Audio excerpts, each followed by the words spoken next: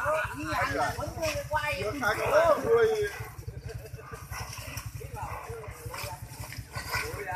lắm. Khó lắm. Con cua nó phải chạy đâu mà. Má đâu chạy đâu. Nó đùa nhau tí đâu mà. Thế hả? Cứ đi kể kể không phải chạy tôi làm biết nó trò. Biết cái đấy không phải.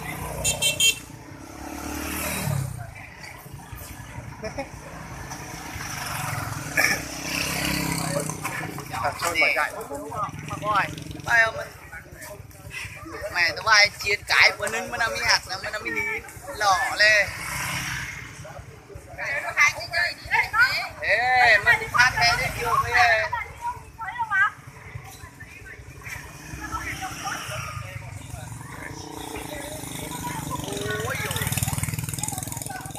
Chế thế nào được rồi? Hai con vào, hai con thì mới được. Một con Nó càng ghét màu đỏ càng đánh.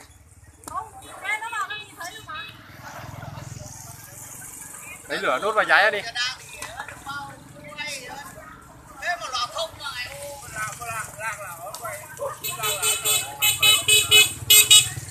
Cáng hầu rồi.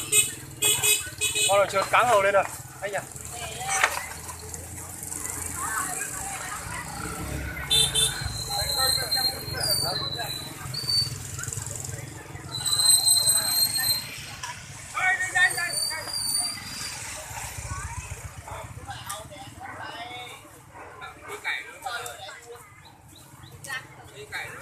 Thì nó đá rồi nó hút người phát nữa thì thôi. Thôi vào bãi đi rồi.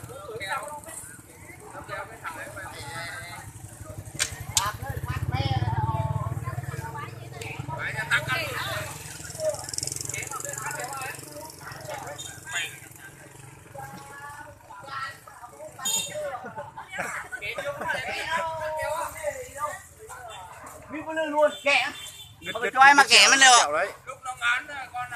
Con của anh con nào? Con này hả? Con bên kia. hơn Quét thì sừng dài hơn à?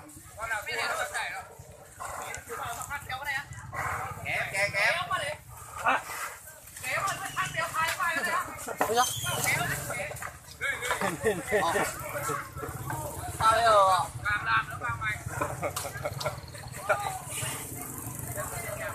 À đây ha, Phú Sơn. Hai đêm ba chú cô gọi đến trường của bà.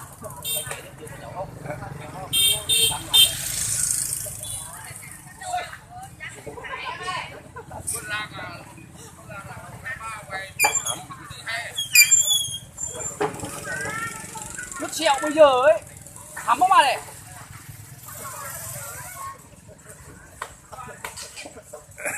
Có đứt trẹo đấy chứ mẹ chết đấy.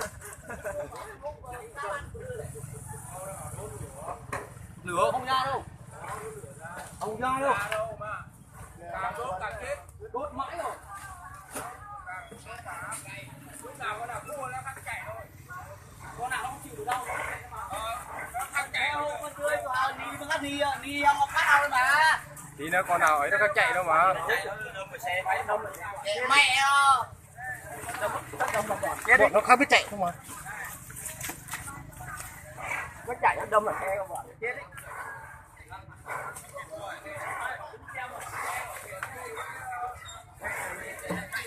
Châu không bao giờ đâm vào xe.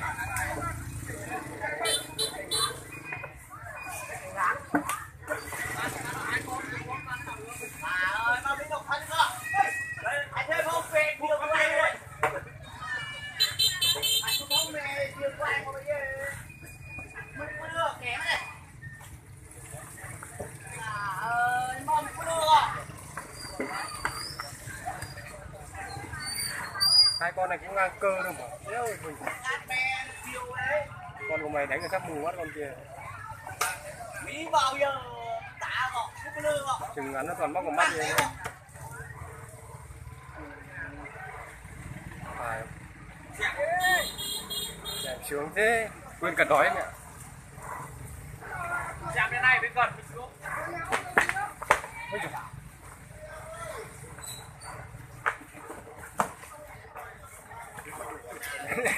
Đúng mẹ sao cái giống này ăn rất sợ.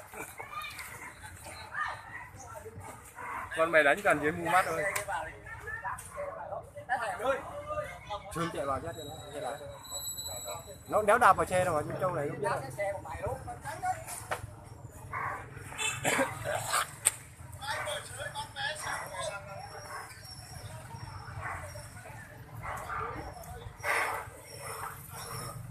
Đéo chạy kịp.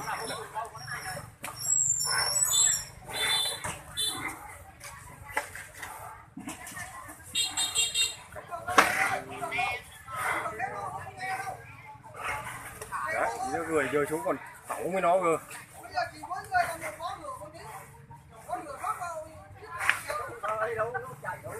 Càng đốt càng đánh ác. Còn mình là thích chơi có cầm 2 dây kéo phát ra mà.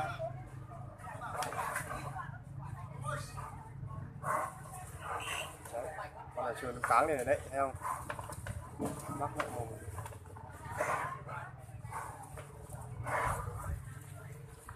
Đều nữa, bó thì kẻ tắm nữa. Đúng à? Sao có một con thua rồi?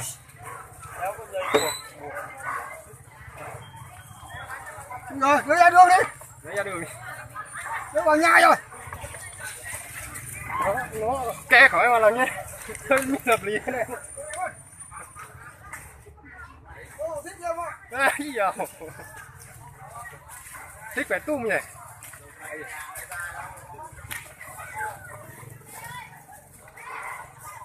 Đó, ra đường đi, đúng rồi. Rồi. Rồi.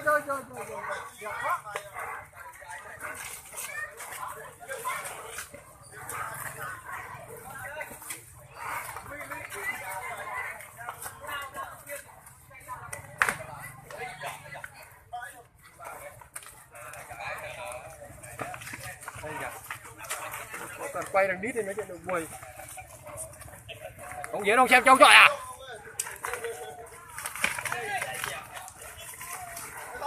Hả?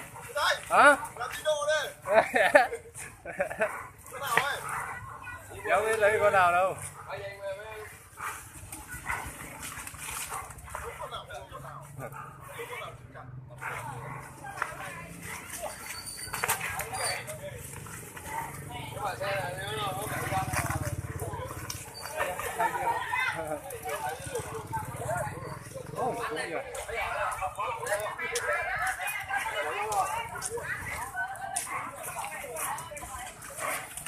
Ôi khổ thằng.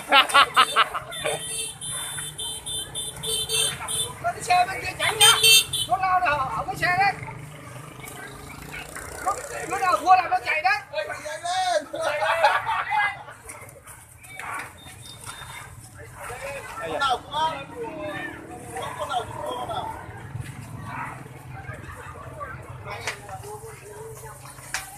Ôi da, được. Con máu ở đây rồi.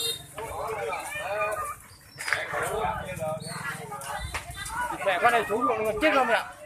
Can pet rồi. Pet.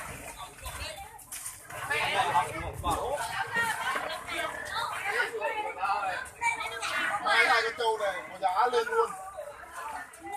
Lên giá luôn. Đuối lắm rồi.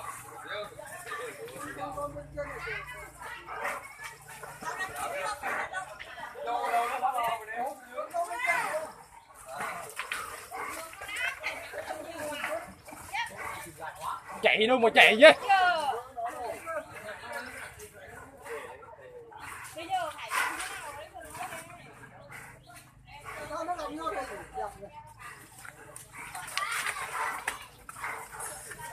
Con này nó đua xuống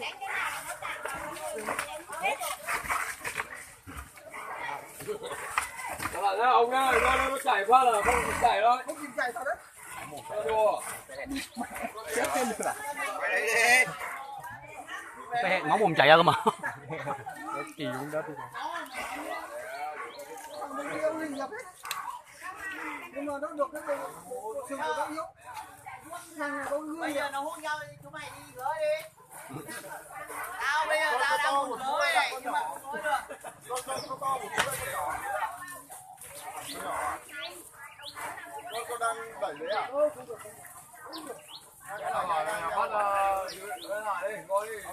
Thế thì phải cho rồi.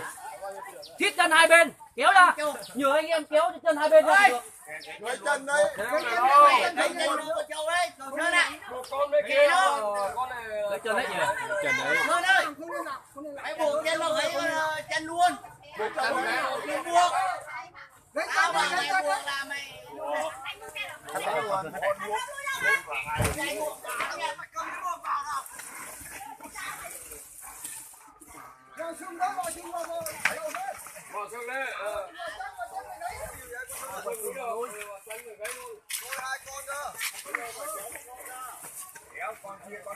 Kéo con này con kia nó lại ra cơ.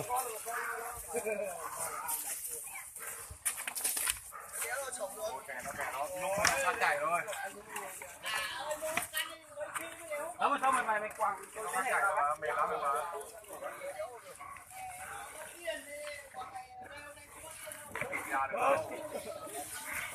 Con kia đã tuột rồi.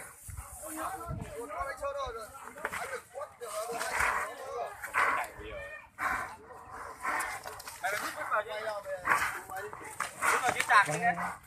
Cầm vít nó lên.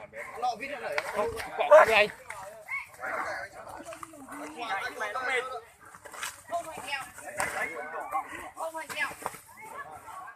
Ôi, chú ruộng này chết rồi chúng mày ơi. Kéo lên đi. Mệt rồi. Đấy, buộc vào kéo. Pet bây giờ tôi bảo đéo mà nghe, mẹ bảo hết lụa này. Bảo đi đéo nghe.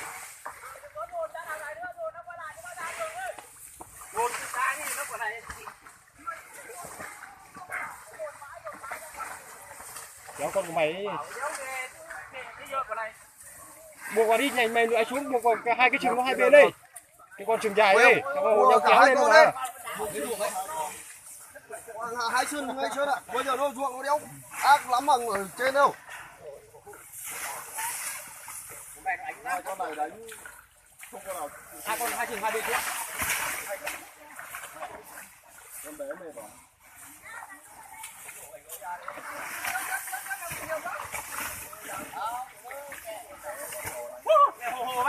Buộc hai chân hai con nữa thôi ạ. Buộc hai con hai bên nữa mới được. Buộc con kia đã, cố gắng buộc con chân con này đi, con rút đi chân con kia đi. Cởi ra cơ, cởi cái dây kia ra. Buộc chân. Mà Sơn mày xuống buộc trong nhà mày đi. Buộc hai con xong mới kéo được, chứ để một con buộc kéo là được. Mày buộc là con của mày đã. Đấy. Mà Sơn buộc cho ông đi, ông buộc đâu. Ui. Ông đang lên rồi. Kéo được. Hai con thì kéo được. Đây, kéo. Kéo. Lấy con chân châu tao em. Tao đã chịu tiền chưa? Mẹ con pet này. Không phải. Kéo trong cái kia quân mà chặt chết con trâu rồi. Kệ mẹ nó ruộng ra trên mặt khác đó. Mẹ ông có đền được trâu tôi không? Không hay đền nhưng mà ông đền được không? Tôi hỏi ông đền được không? Anh có nhát đâu. Mẹ tôi. Tôi ra chém chết trâu luôn rồi. Những con này lại đi. Những nữa kìa. Con đéo đi đâu mà. Được rồi. Thôi chỗ này đền cho người ta thôi, hai bên gia đình đều đền cho người ta. Cho chủ cho đền.